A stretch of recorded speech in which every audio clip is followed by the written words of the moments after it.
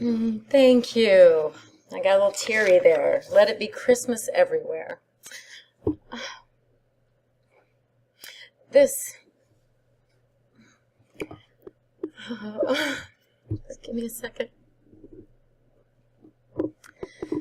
This really is the season of joy.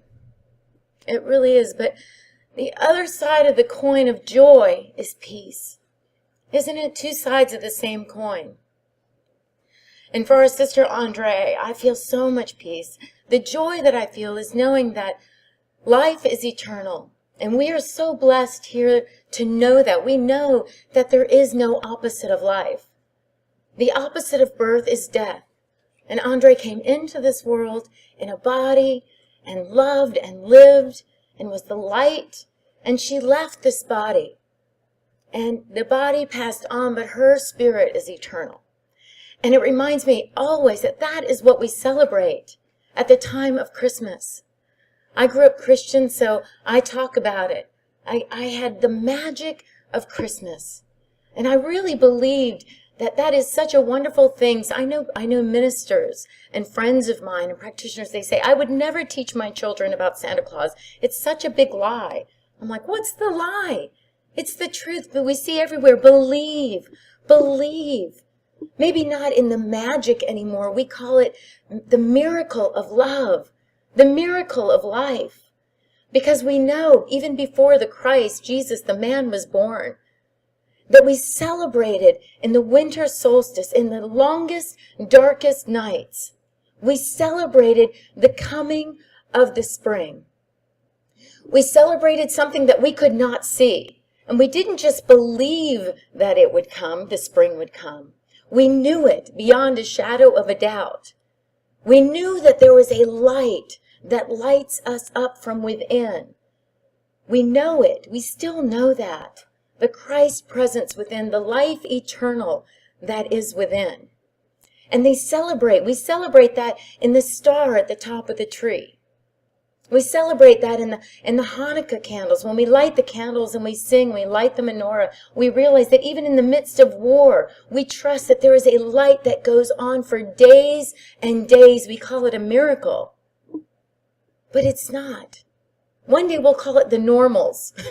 We'll call it the normals of the principle of love expressing itself, which goes beyond all natural laws.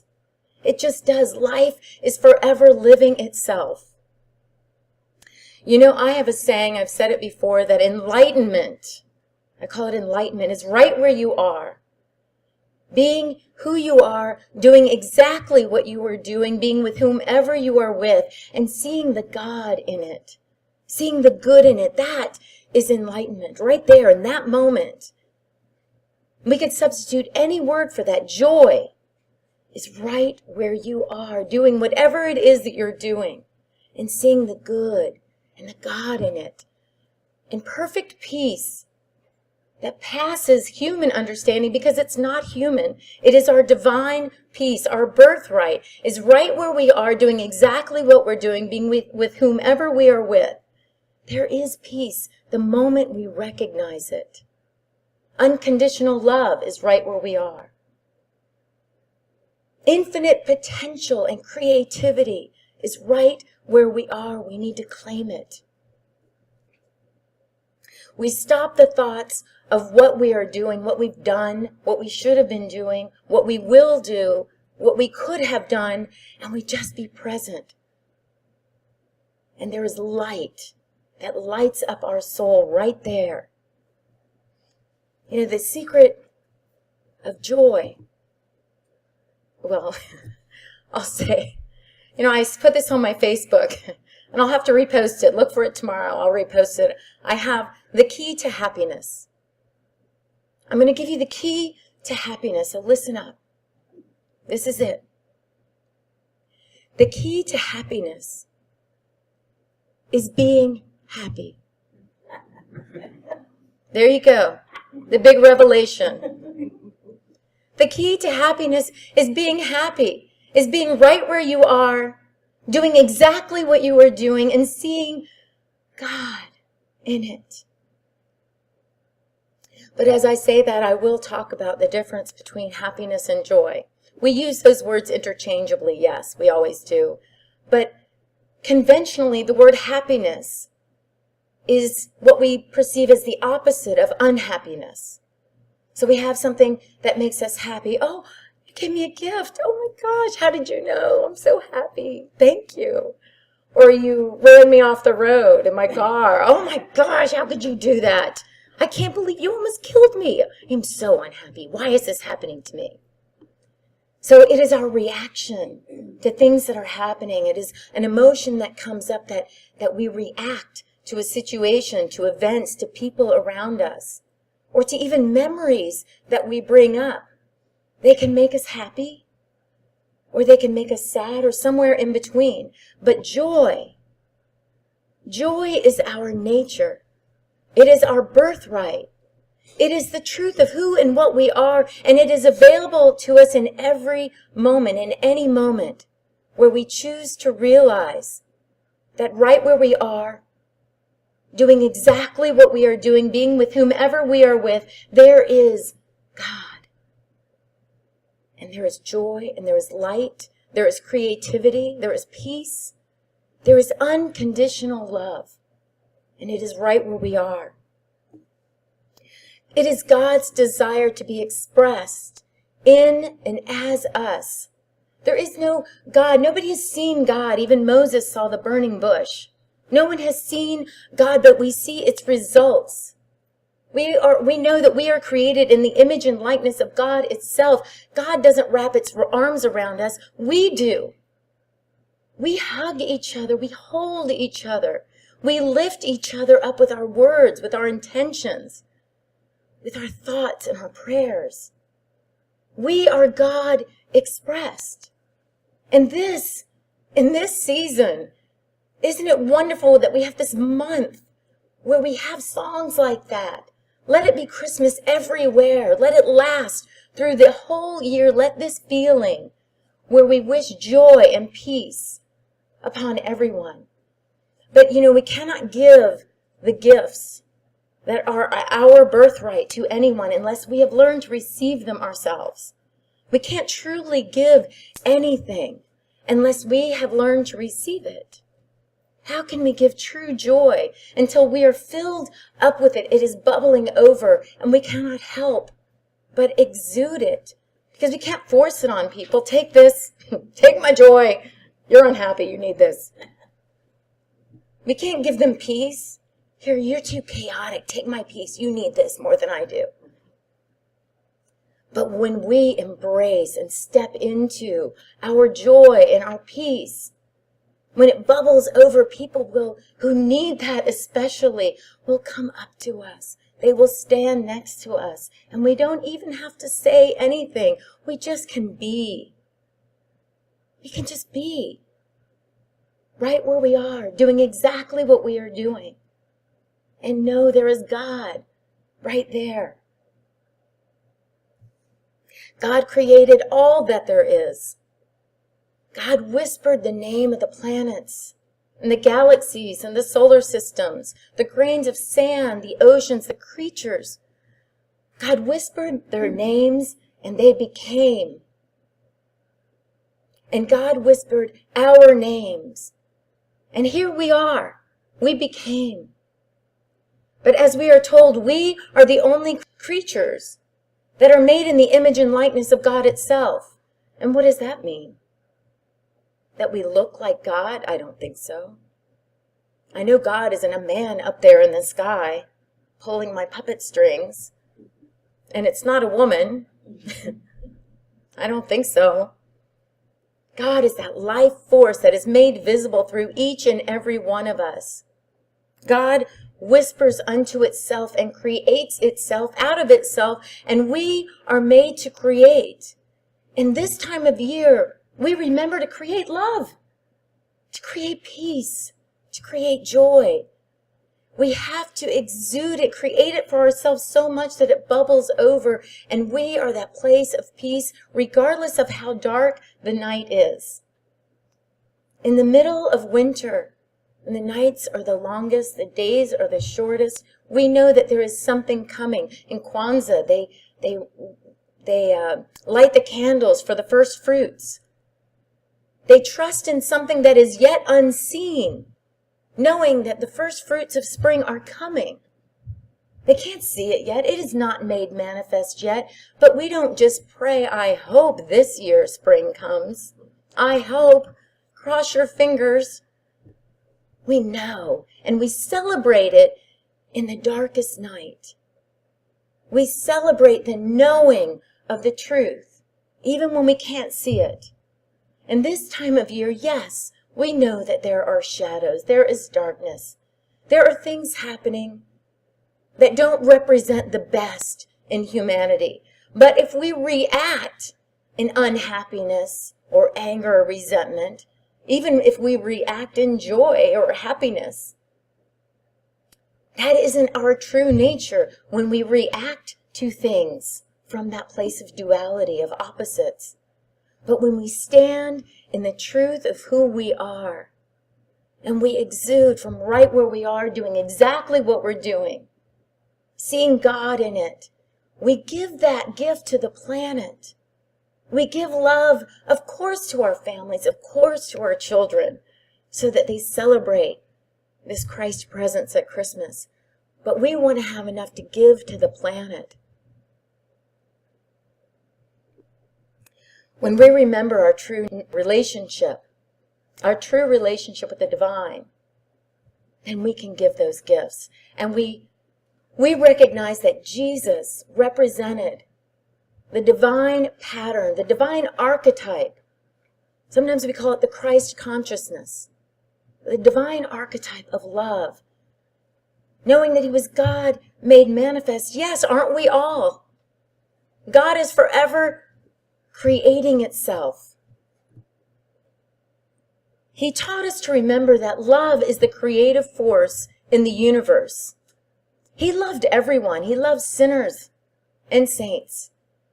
He saved and helped the Samaritans, who were considered by his people unclean, the worst of the worst. He saved the centurion, the Roman centurion soldier's son. He ate dinner with tax collectors and prostitutes. He broke bread. He loved everyone because he did not see boundaries. He could not name anyone as other than the child of God. We are the children of the divine, and that's what we remember at Christmas. The love of Jesus the man. He reminds us all the time in all these songs.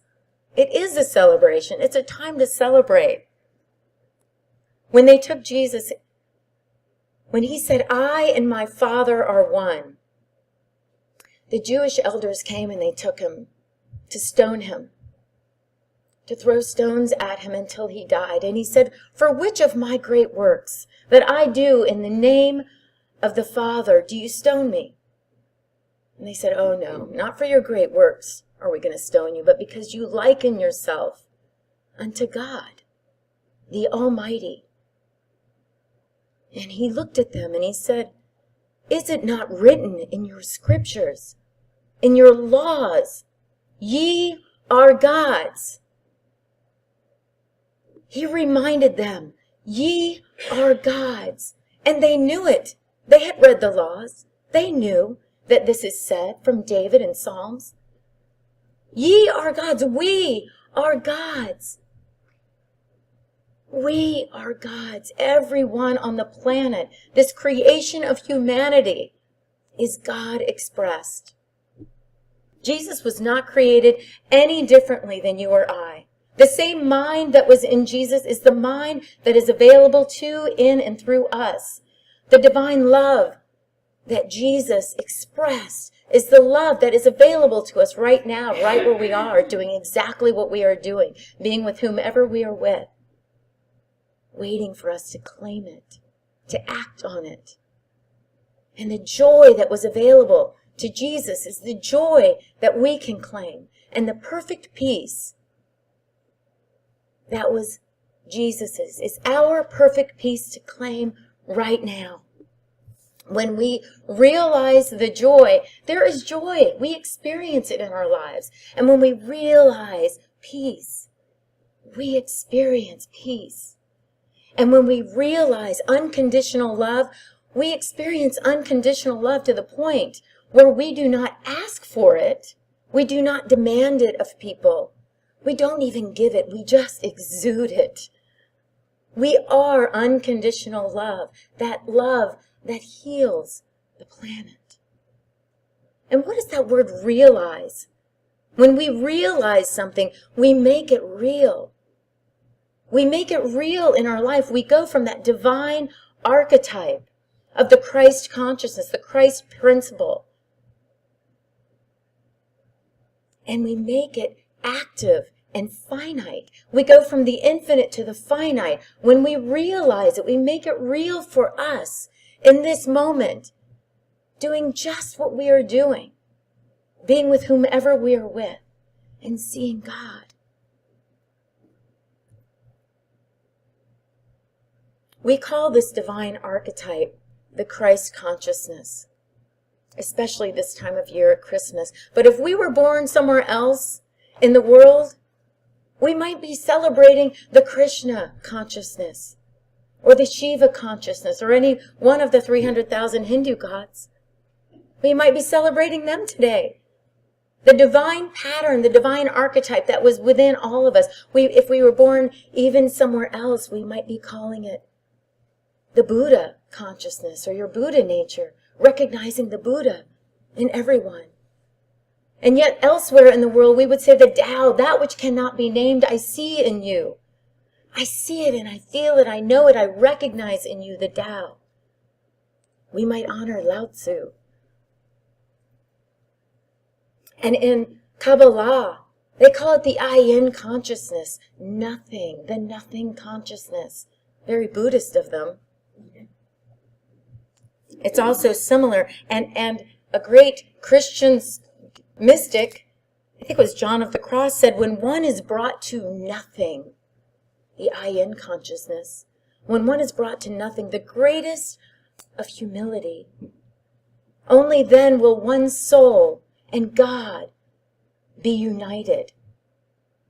What does that mean? When we are brought to the greatest humility, nothing. Well, it means when we stop the I am, I want, I must have, I want to do, I. When we let go of the I, when we realize I am not even this. When we embrace the we, the us. When we see God in all that there is, we let go of this little tiny self, this little pinpoint, this finite spot of humanity. And I recognize the infinite of humanity, the infinite of life on the planet. The planet itself, we know, is breathing and alive. Okay, maybe not breathing, but to me, it's breathing and alive. When we see God in that, our souls are united. This is the time. This is the time at Christmas to remember, to recognize, to recognize who and what we are, the truth of our being, to claim our godhood, our sonship. Meister Eckhart, who was a Christian mystic, said God never begot just one son. The eternal, that which we call God, is forever begetting the only begotten. God is forever begetting its son and daughters. In life, it is forever begetting itself. The Christ consciousness is love. It's just love. Whether we call it Buddha consciousness or I-N consciousness, it is the power of love that we celebrate in this season. And Jesus was the highest and best example of ourselves, made manifest, made present on the earth. And we could say the Buddha, if we were somewhere else in the world. We could say Lao Tzu. We could say any number of saints. There's so many beautiful Sufi saints.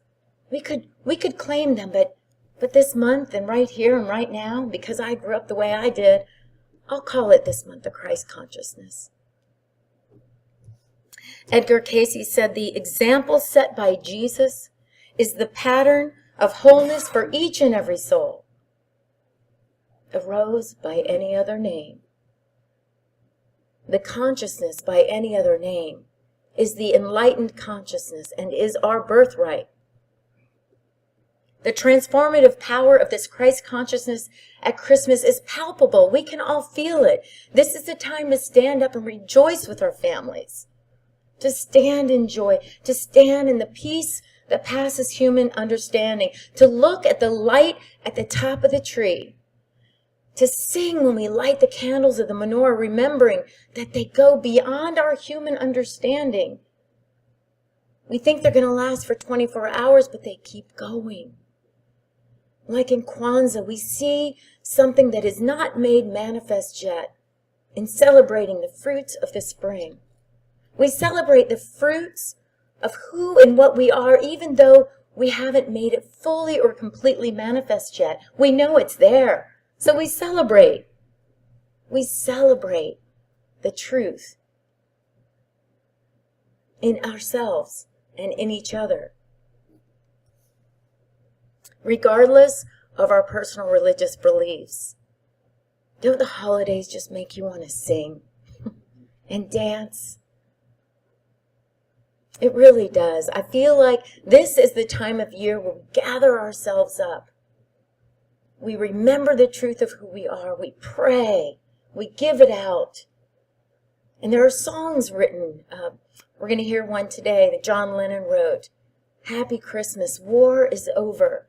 Because if we don't believe that now, how do we make it manifest for that time in the future? We know the future doesn't exist. There is only right now and right here.